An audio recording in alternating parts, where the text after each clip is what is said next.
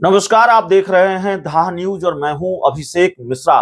राष्ट्रीय लोक मोर्चा के राष्ट्रीय अध्यक्ष उपेंद्र कुशवाहा के साथ आखिर खेल हो ही गया, ऐसा लगता है। आधिकारिक ऐलान तो अभी नहीं हुआ है, तस्वीर पूरी तरह से साफ नहीं हुई है, लेकिन एक नई जानकारी जो निकलकर सामने आ रही है, उस जानकारी के आधार पर इस बात के संकेत मिल रहे हैं, उस जानकारी की वजह से इस बात के संकेत मिल रहे हैं कि उपेंद्र कुशवाहा के साथ आखिरकार खेल हो ही गया है। दरअसल उपेंद्र कुशवाहा को भारतीय जनता पार्टी की तरफ से राज्यसभा भेजे जाने का फैसला लिया गया है।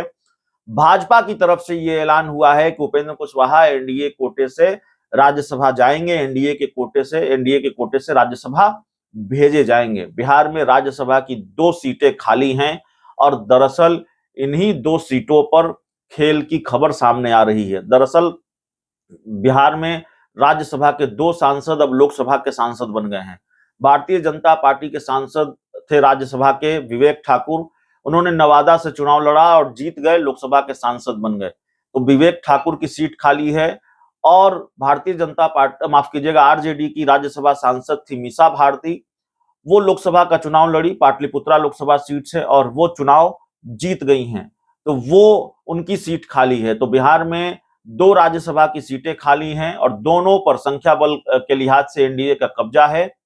तो माना यह जा रहा है कि जो विवेक ठाकुर की सीट खाली है उससे उस पर बीजेपी की दावेदारी है और जो मीसा भारती की सीट खाली हुई है उस पर जेडीयू की दावेदारी है। अब जरा खेल इसी में छिपा हुआ है। कार्यकाल समझ लीजिए, कार्यकाल मीसा भारती की सीट का जो कार्यकाल है वो 4 सालों का है, विवेक ठाकुर वाली सीट का कार्यकाल 2 सालों का है। और भारतीय जनता पार्टी ने अगर ऐलान किया है कि वो उपेंद्र कुशवाहा को राज्यसभा भेजेगी तो जाहिर है बीजेपी अपनी सीट पर भेजेगी, अपने कोटे से भेज रही है। तो 2 साल के कार्यकाल पर ही उपेंद्र कुशवाहा राज्यसभा जा रहे हैं, 2 साल के कार्यकाल वाली सीट पर भी ही उपेंद्र कुशवाहा जा रहे हैं। क्योंकि कल एक जानकारी निकलकर सामने आई है, जानकारी ये निकलकर आई है कि राज्यसभा जेडीयू कोटे से जो भेजे जाएंगे वो होंगे मनीष वर्मा। जेडीयू कोटे से राज्यसभा कौन जाएगा, इसको लेकर अभी सस्पेंस बना हुआ था, लेकिन अब सस्पेंस खत्म हो गया है। मनीष वर्मा आज किसी भी वक्त जेडीयू में शामिल हो सकते हैं। तकरीबन 4 बजे के आसपास प्रेस कॉन्फ्रेंस है जेडीयू दफ्तर में और माना यह जा रहा है कि उसी प्रेस कॉन्फ्रेंस में उनके जेडीयू में शामिल होने का ऐलान कर दिया जाएगा। और उनकी दावेदारी सब मजबूत है, बल्कि दावेदारी ही नहीं बल्कि मनीष वर्मा के बारे में तकरीबन ये तय है कि जेडीयू कोटे से वही राज्यसभा जा रहे हैं। तो जेडीयू कोटे से वो राज्यसभा जा रहे हैं, इसका मतलब है वो मीसा भारती की सीट पर राज्यसभा जा रहे हैं और 4 सालों के कार्यकाल वाली सीट पर वो राज्यसभा जा रहे हैं। तो इस लिहाज से तो उपेंद्र कुशवाहा के लिए झटका है।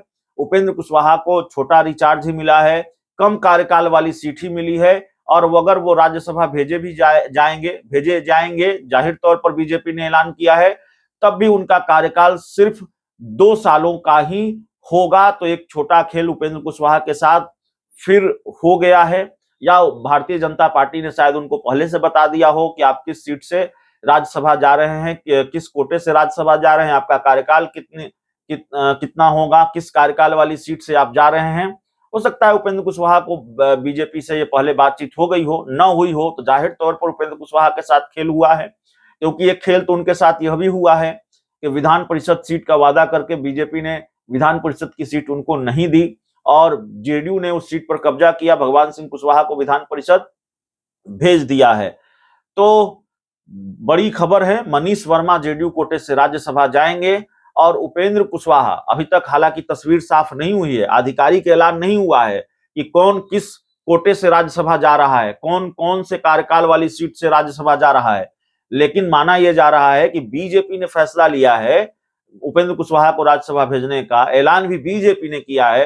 तो जाहिर है बीजेपी अपने कोटे से भेजेगी तो विवेक ठाकुर वाली सीट पर भेजेगी और जेडीयू अपने कोटे से अगर मनीष वर्मा को राज्यसभा भेजेगी तो जेडीयू मीसा भारती वाली कार्यकाल वाली सीट पर भेजेगी। तो इस पूरी रिपोर्ट में इतना ही। बहुत बहुत धन्यवाद।